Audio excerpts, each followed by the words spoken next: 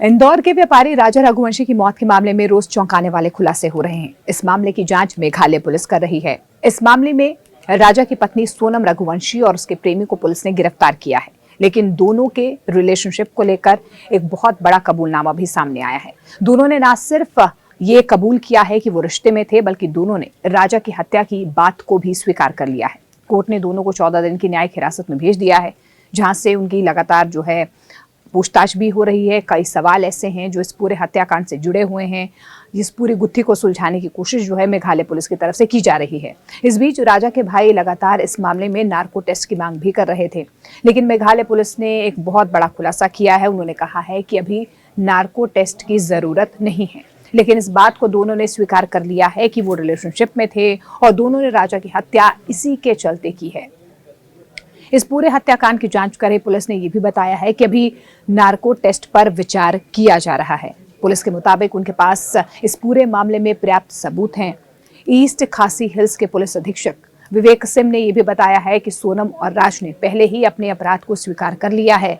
उन्होंने कहा है कि हम फिर से हमने रिक्रिएट भी किया है उस पूरे सीन को, और आगे भी लगातार इनसे पूछताछ की जाएगी। हमारे पास पूरे सबूत हैं। मुझे नहीं लगता है कि इस मामले में नार्को टेस्ट की आगे जरूरत पड़ सकती है। पुलिस का यह भी कहना है कि आरोपियों को गुरुवार को कोर्ट में पेश भी किया जाएगा। पुलिस ने बताया कि जब सोनम के परिवार को इस रिश्ते के बारे में पता चला तो उन्होंने इसको स्वीकार नहीं किया, यानी कि मानने से इनकार कर दिया।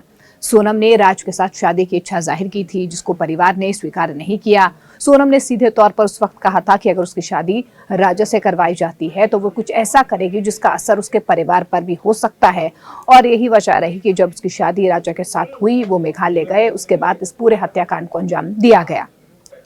एसआईटी ने इस पूरे मामले में एक और शख्स को भी गिरफ्तार किया है। महालक्ष्मी नगर के प्रॉपर्टी कारोबार सिलोम जेम्स को इस पूरे मामले में गिरफ्तार किया गया है। इस पर सोनम और राज की पिस्टल, 5 लाख रुपए, कपड़े और सोने की ज्वेलरी गायब कर मदद करने का भी आरोप लग रहा है।